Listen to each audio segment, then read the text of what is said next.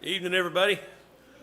Welcome back to our Wednesday night Bible class. We are looking at the two letters Peter wrote, 1st and 2nd Peter. We've made it all the way into the 3rd chapter of 1st Peter. We were looking at a text last week, verses 13 through 19, really, of chapter 3. And we did not finish discussing everything I thought we needed to discuss.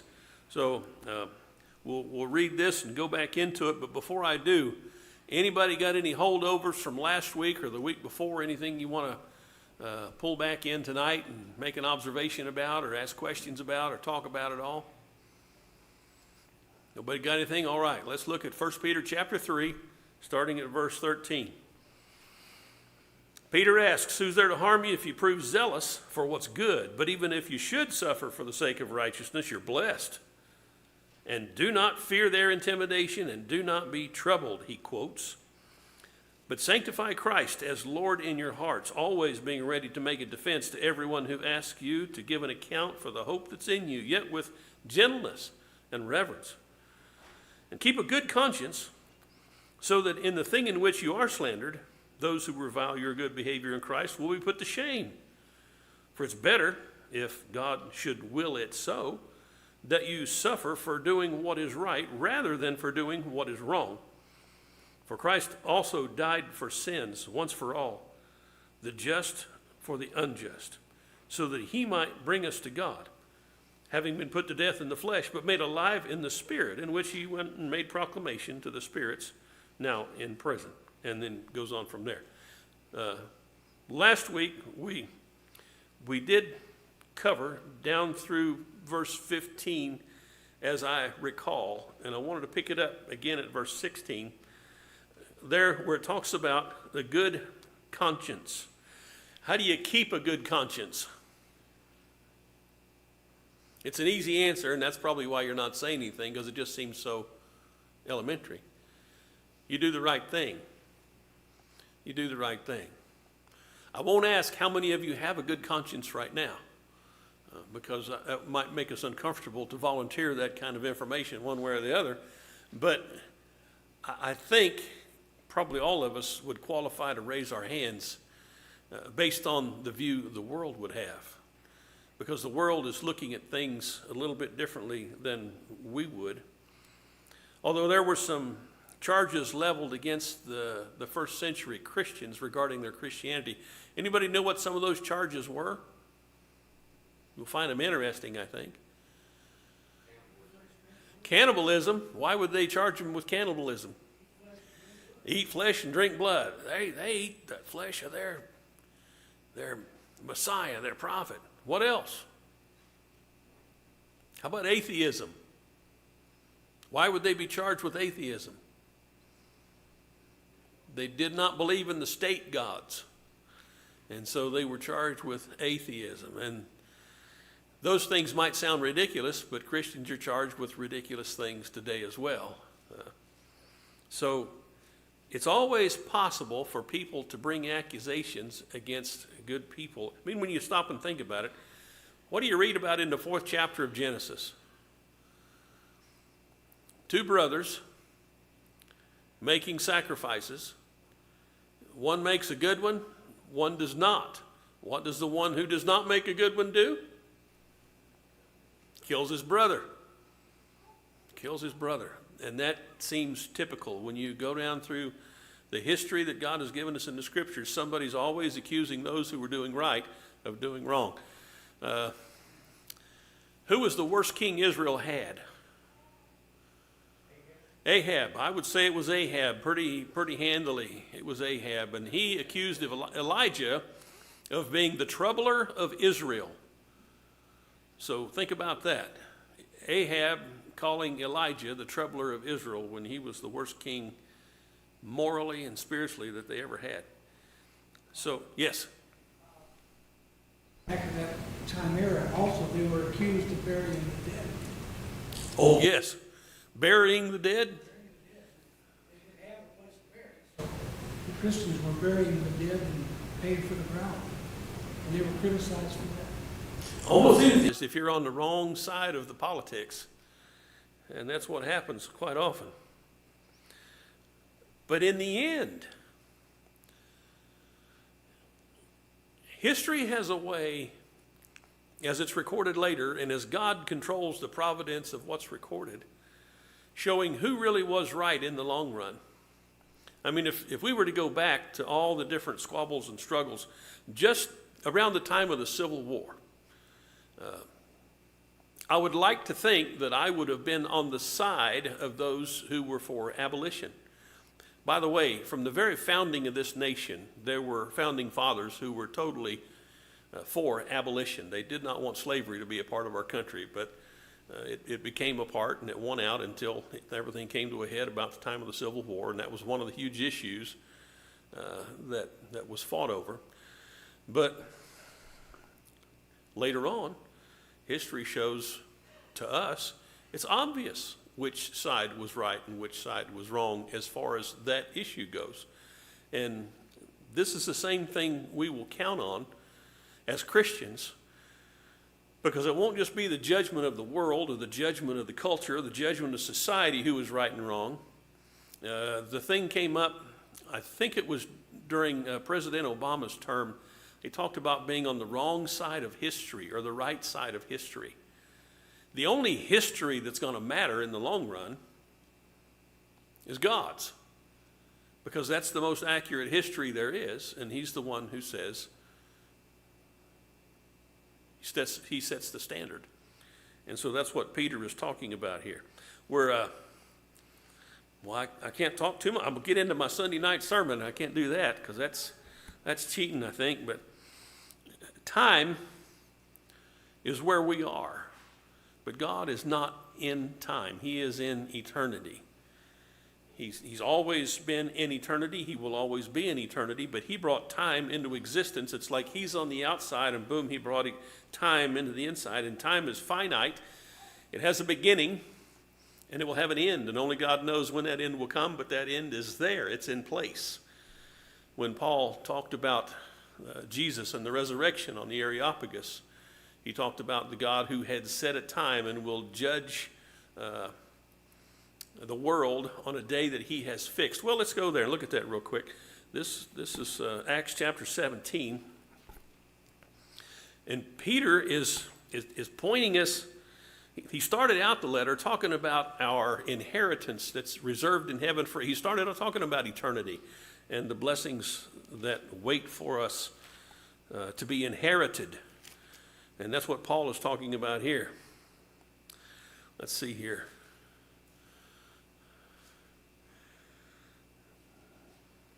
Verse 31, chapter 17 of Acts, verse 30, because he has fixed a day in which he will judge the world in righteousness through a man whom he has appointed, having furnished proof to all men by raising him from the dead. So God has fixed a day, and we don't know when that day is, but that's when time will come to an end. And we will be ushered into eternity, either to be judged rightly or, in righteousness or in unrighteousness. And so Peter is saying, you live in righteousness. Don't you give anybody cause to slander you legitimately, even though they will slander you. And who does he give us as an example of suffering unjustly and slander unjustly? Jesus Christ. So we are following his example, his footsteps. And Peter, remember Peter in Acts chapter 5? When he was beaten? What did he say about having been beaten? He rejoiced that he was counted worthy to suffer for the cause of Christ. So that man is the one writing this letter and telling us, you may be slandered, you may be persecuted, be ready to give an answer, and make sure when it happens that it's not a legitimate reason for your slander. Verse 16, keep a good conscience so that in the thing in which you're slandered, those who revile your good behavior in Christ will be put to shame. It's better, and here it is, if God should will it so. Might God will that you or I suffer persecution? Yes, he might. And sitting here in a comfortable auditorium with padded pews and air conditioning and people who love us, it's easy to talk about that. But when it's 3 a.m. in the morning and there's a pounding at your door and somebody's there to haul you off because you've been accused of whatever, that's a different situation.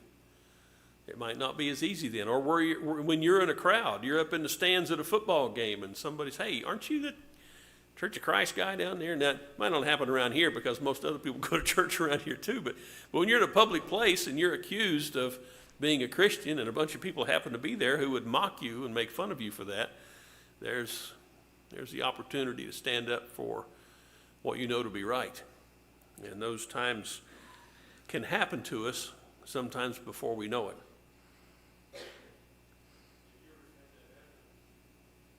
Happened one time when I was teaching about Peter, and I was being evaluated in class, and my supervisor came in, and I said something, Lord willing, we'll do this tomorrow. Is that something? So I got called into her office, and she told me, she said, you cannot mention God in class anymore. She said, you have to tell me right now if you want to continue to work here that you will not do that. And I was being threatened with my job, and I dropped my head and I said, I'll not do that anymore. And I'm telling you, I know it's not like what Peter went through, but it's similar to it. And I have been ashamed of myself ever since, and that happened years and years and years ago. That feeling that you denied him and that he hung on the cross for you. And then the realization is, I should have stood up, because if I'd have stood up, they had no defense against me, and even if they'd have fired me, they'd have done me a favor. But that initial, you don't ever know. I would have never thought I would have ever done it in my life, and I did. And so I have a little bit of an understanding of Peter, and then later he felt privileged to suffer for Christ. Right. And maybe you'll feel that same privilege in time to come. And it's interesting, I have no way of knowing because I can't go back and talk to this person who called you on the carpet for that. But I just wonder if you'd have told them, oh, I'm a devotee of George Harrison and I was talking about Lord Krishna. I wasn't talking about Jesus.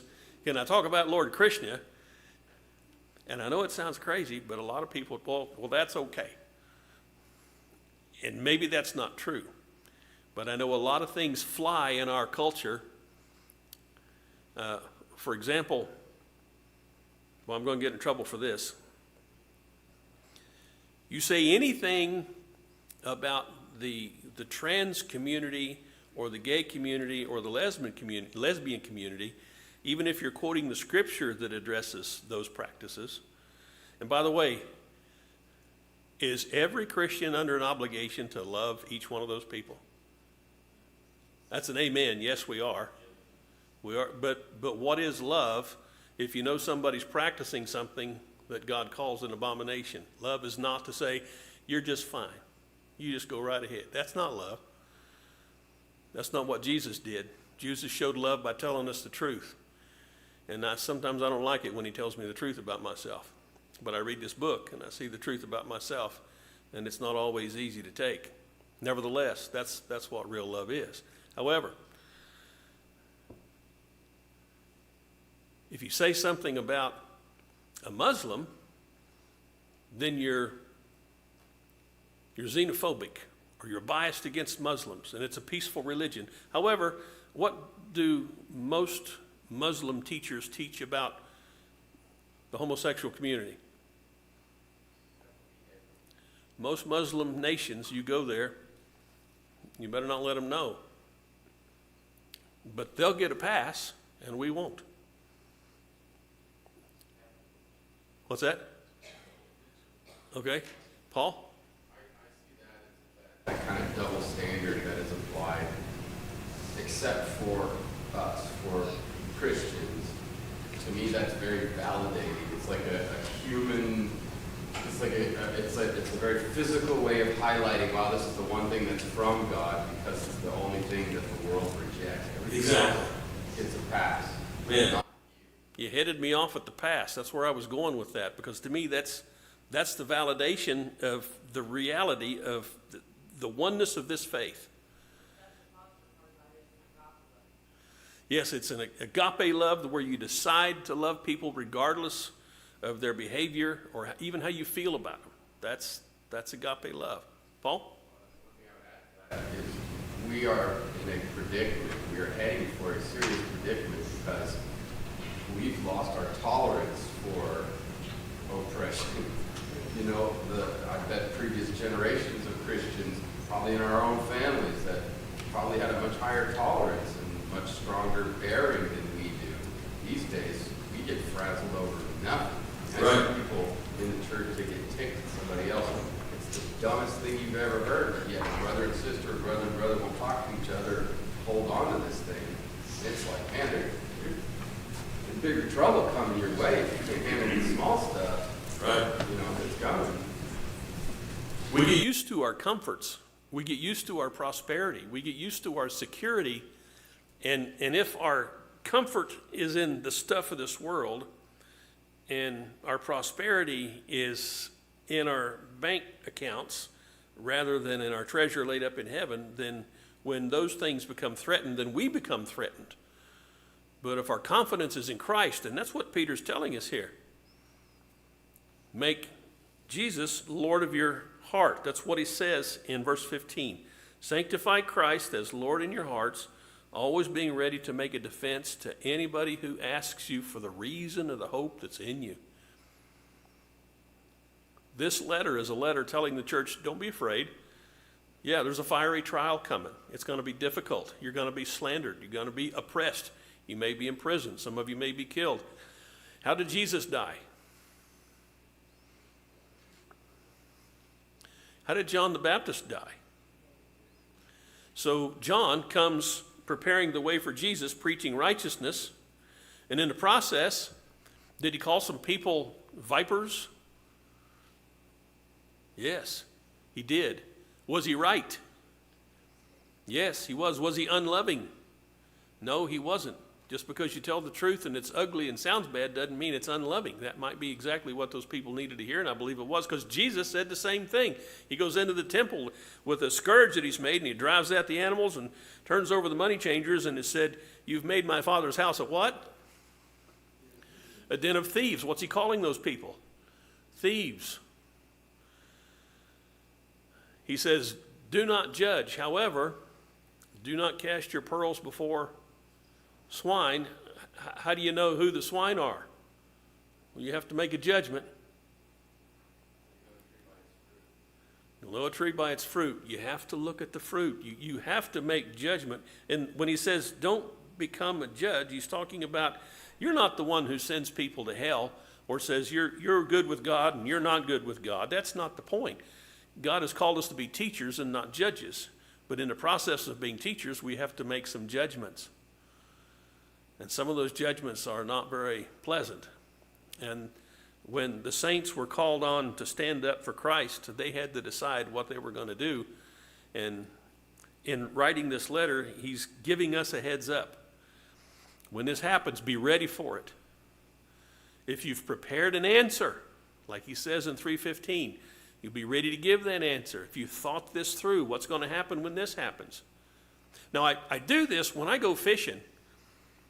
You know, I prepare the bait that I think the fish are going to bite on, and I prepare a rig. In other words, there's a special kind of knot, and if I might need a leader with a hook and a swivel and weights, different kinds of weights I might use, or no weights at all, depending on the rig. And then I throw that thing out in the water, and I've already got an idea in mind what I'm going to do once it gets there. Am I going to set the bail and just drag it along slowly, or am I going to jerk it a little bit like that, or am I going to let it sink to the bottom? I've got in mind what I'm going to do. I've also got in mind what I'm going to do when I feel a strike. What am I going to do? It depends on what I'm fishing for. If it's with what? Usually a holler. Got one! Yeah. Sometimes you do things you don't plan on doing, but they're there. And if it's a crappie, well, you'll make sure, oh, is that a bite? Is that a bite? Because you got to be real careful with a crappie.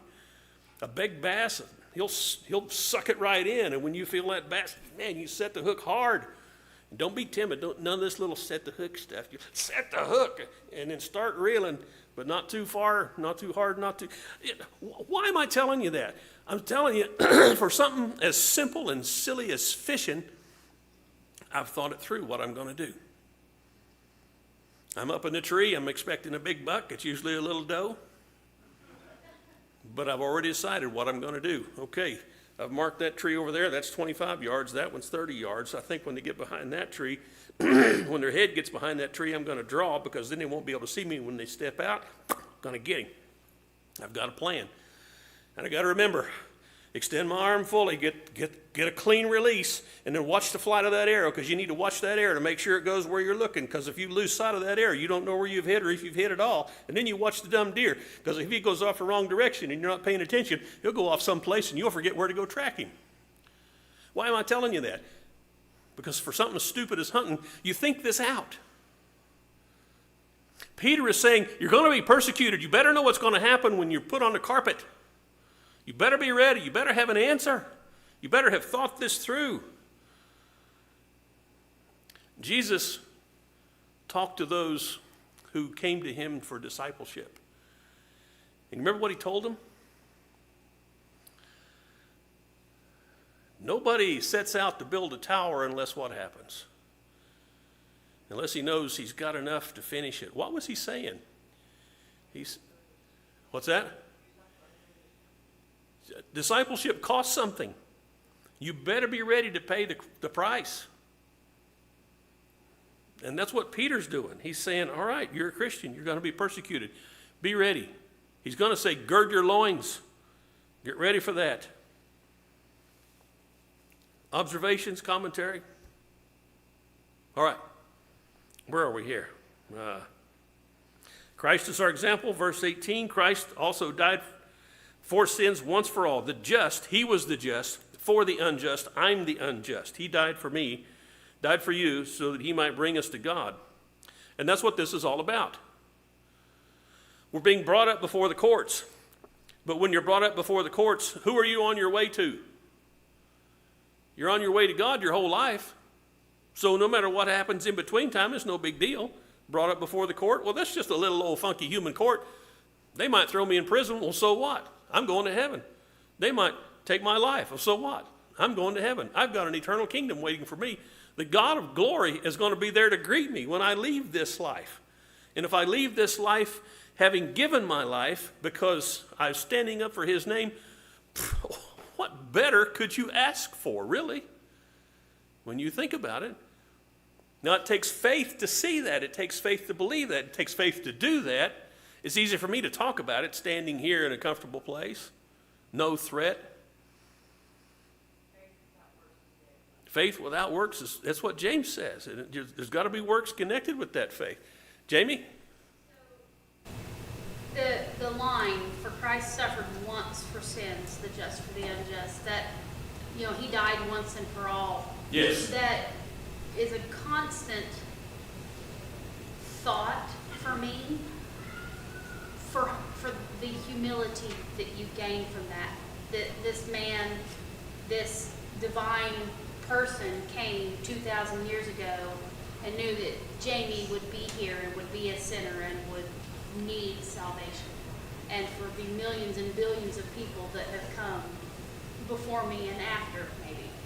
And explaining that to my son when he's 5, and he's 6, and he's learning about our faith, and the look of awe that you see on that child's face, that somebody loved him so much 2 millennia ago that he would be forgiven and that he would be taken care of is just so deep. And that's exactly what we need to be telling and teaching our children. Debbie, we'll talk about her class. She teaches, I always get this wrong, kindergarten and first grade. That's where Isaac is. And she comes home and she tells me, I can't believe how much these kids know and how much they get, how much they understand. And they're just that young. But these are things I believe that God has put in our hearts. I've used this illustration before, you may remember. I think it's like he made us to be radio receivers, and he's putting out the message, and so everything that he's putting out, we are naturally made to receive unless we train ourselves to do differently.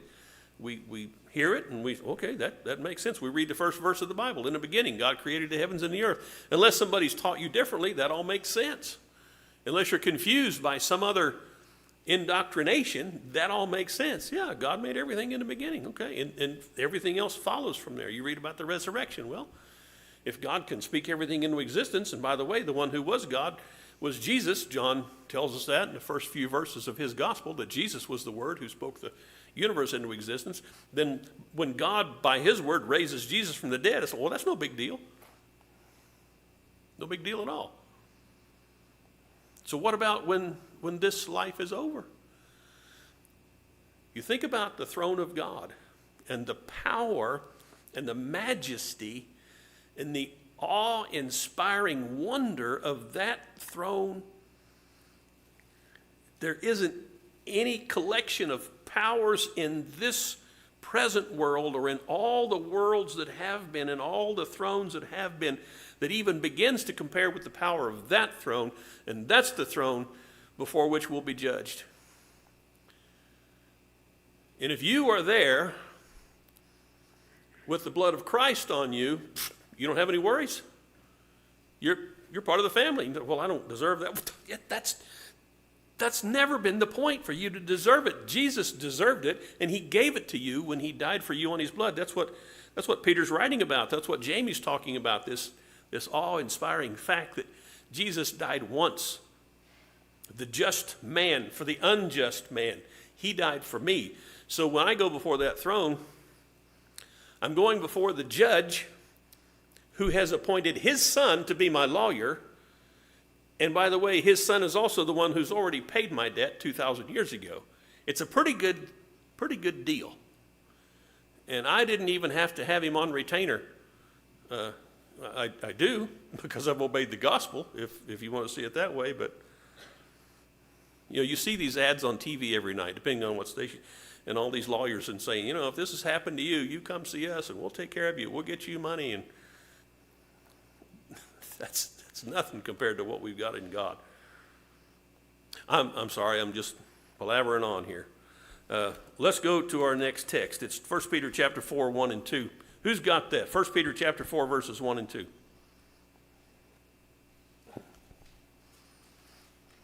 Who's got it?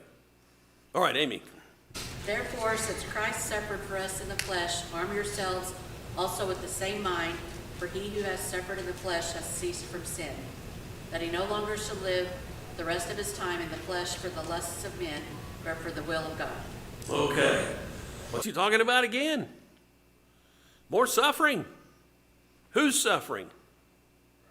Christ's suffering. Since Christ has suffered, what should you do? You arm yourself. You see what war is like? You watch these movies about World War II, and then you watch a movie about Korea, and then you watch a movie about the war in Vietnam. You get some idea, man, what's war like? Yeah, you better be ready for war. You got to have a lot of things to be ready for war. And then somebody says, hey, war's coming your way. Oh, well, now I have an idea of what I need to do. I need to prepare for war. We've seen what Jesus went through, what he suffered, and he's saying, you arm yourselves because Christ has suffered in the flesh. So arm yourself with the same purpose. Now, what is the purpose of our arming? Oh, I'm sorry, Don, you had your hand up a while ago. Rambling, so I don't know how it's going to go, but Random, we love random. Rambling. Oh, rambling. Rambling. Because Preston stuck a note to me. I mean, when he said that he caved in on an issue, and I feel like I've caved in. I'm not sure whether I've caved in on a lot of issues. You work for the government. They give you so many rules and regulations, and then I relate that to teachers too, public school teachers, and people in the military. I know they may not have come straight to you and said, you won't talk about the Lord, but I'm not going to say this and I'm not going to say that. So you already know I'm not going to say certain things in certain situations. And I don't know sometimes is that caving in? Because the only suffering I've really done, to be candid, is my struggle with sin. And I don't personally know anybody that's died in the U.S. for Christ. I don't know of anybody that's lost their jobs for Christ. I don't know, and I'm kind of wondering sometimes, when I struggle, how often do we really cave in, but we're saying, and just compromise it and say, no, that's not caving in. That you know, I'm just being true, you know, and I mean, I talked to God about that. I mean, I did have one time, my boss was an atheist, and I'm wrestling for position here, and I haven't got the job yet, and I'm in the position, but I haven't got it yet. He called me in the office one day because I was putting little scriptures under my ending, and he said, you can't do that. And I talked to him for a second, and I said, well, I mean, I see other people putting quotes. Now, if it's on the up and up, and as my boss, I mean, this is other people not under you, but I mean, as a boss, you're saying that other people can't put quotes, then I understand you not letting me put a quote. That's equal. But if you're allowing other people to put any kind of quote from anything, then can you stop me from putting a scripture verse, you know? And so he said, I don't allow anybody to put anything. So I said, okay. But I still felt a little guilty about that. You know, and there's a lot of things that I signed and this and that, and sometimes I just feel like when I read the Bible and I see all the persecution they had in the first century, and I look at us in the U.S. and Western Christianity, and I don't see that much. Right. I feel guilty a lot, and I don't know how to overcome that. You know, it's like I do wrestle with sin. That's my struggle. That's probably in my flesh that I have to talk to God a lot about that stuff, but persecution, I'm not sitting here, I'm not girding up for it. I know why I cave a lot, because I'm not ready to, that doesn't happen as often. And it doesn't happen to a lot of us at once. Them, that was happened to a lot of them. So it's almost like, well, he stood up under it, I could stand up under it. But us, it's like every once in a while. And then it's just going to happen to you, and you lose your job, and everybody's wondering, why'd you lose your job? You know, what'd you really do wrong? Did you really lose it for Christ? You know, I wrestle with persecution and everything I see in there. And that, like I said, I'm rambling, so if anybody's got some words of wisdom for me, I'm receptive. All right, Paul the Rambler is ready for you. I struggle with similar guilt, feelings of guilt, when you are around and work with missionaries and you get a kind of a first-hand perspective of their quality of life, you automatically compare it to your own, and when you start asking yourself about what you deserve, and ultimately that leaves you feeling pretty guilty about how good our lives are. But the way that I've reconciled a lot of that guilt in my life is that God is the one who assigned my lot in life. I didn't choose where I was born, when I was born, the skills that I have or that I don't have. I didn't choose any of that. So the best we can do, other than accepting grace, is to just work what the Lord puts in front of you. Because the Lord called you to be a preacher, but don't deny it. He doesn't call everybody to do that. Because he called you to give money to what you will be called to do something. You will have an opportunity placed in front of you. It might not be the one you wanted. You might feel like you don't deserve it, or you might feel it's not good enough for you. But work what's given to you. And I think if we all do that, and reconcile that idea that you're given your lot in life to a degree by the Lord, accept it. Be a good steward. Don't feel bad about it. I don't feel guilty that I'm not persecuted, but I should if I'm not persecuted because I'm not standing up for the truth. As long as we're standing up for what we believe to be right as well as we can. And it's always going to be imperfectly, because none of us are perfect enough. But if we don't receive the persecution that Peter's talking about, I'd say count it all joy. However, in the military, every guy in the infantry is trained for combat, hand-to-hand, different kinds of weapons, different kind of strategies and tactics. And I don't remember, it's been a long time, what percentage of soldiers actually see combat, but it's much smaller than those who were trained. And yet it would be silly to have guys in the military, especially infantry grunts, who are, and that's not a criticism, that's what they like to be called, who are not trained for combat in every single way. As a matter of fact, most guys in the military, they want to be trained on more stuff. Is that true? You guys who were in infantry or whatever, you want to learn the next weapon, you want to learn the next technique, whatever. But the percentage of guys who actually see combat is really pretty small. So in the church, Peter doesn't say, if you're going to be persecuted, prepare for it. He says, you prepare for it. And I think that's what we need to do. And with that mindset, because there's a mindset that comes with this, that if you're never persecuted, it's still going to be beneficial because you have a confidence seeing past whatever takes place in this world to what you are inheriting beyond. And here's another thing. When we are confronted, it's not normally going to be about something huge like belief in Jesus Christ or the fact that we go to church. It'll be something like somebody will say, well, the Bible has slavery in it. Do you believe slavery's okay? That's how it'll be put to you, because slavery's horrible. But if you're ready, and I'm not saying everybody needs to be ready for every possible answer, for anything you don't know, just say, well, I'm not sure how to answer that. Give me some time to take a look into that, and I'll get back to you. You can go look at the slavery that the Bible talks about, and the slavery that the Bible talks about, and the slavery we normally think of because of what took place here in America a couple centuries ago, completely different. Slavery here was a business. You go catch people, you bring them back, you sell them. It was based mostly in race, and that's mostly how that worked. It was, what's the word? What's the word for business? Commercial slavery, something, there's another word for it. The slavery in the Bible is not like that at all. Slavery in the Bible was basically welfare. If you don't have anything, you can't feed yourself, sell yourself as a slave to somebody who has the money to buy you. He'll make you his slave. He's obligated to train you to do whatever he needs you to do. And in 7 years' time, what does that guy have to do for you? He has to release you with what? With a grub stake. That's how that worked. It's like, okay, you can't make it on your own. Sell yourself to somebody who can train you, who can house you, and you'll be staying with his servants, so you'll have safety and security in numbers. You'll be eating 3 meals a day. And all of this, of course, is based on the character of the guy you sell yourself to. So be careful who you sell yourself to. Well, there's a lesson right there, is there not? And probably because the law allowed for this too. If your 7 years are up, what happens if you got it pretty good? You go to your master and you say, I want to stay, and he will take you to the door of his house.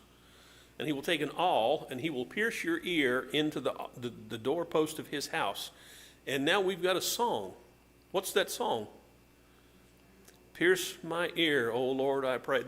That song comes from that principle in biblical slavery. You didn't go out and catch people. That's not how that worked. The people you took in as slaves were people who couldn't make it on their own. That's basically how slavery worked in the Bible. So when somebody said the Bible, it's got slavery in it, so it's horrible. No, you don't understand. Slavery was a lifeline for people who couldn't make it on their own. You didn't become a slave. You were one of those guys on the street begging. And you a whole lot better off to be a slave than to be begging. If you were a slave of somebody who was a godly person, and that was the idea in the Old Testament biblical plan for slavery. But that's the kind of thing that comes up. It's a single question like that about, oh, you think this. You think everybody who doesn't believe like Church of Christ is going to hell.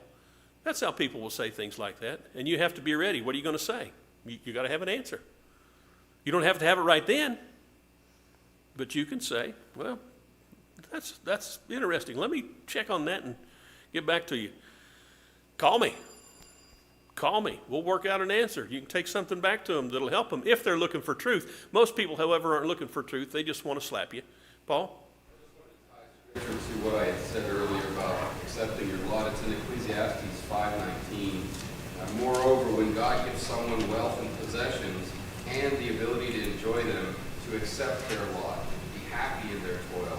This is a gift of God. Right. And actually, there's about 5 different similar references in Ecclesiastes that say essentially that same thing.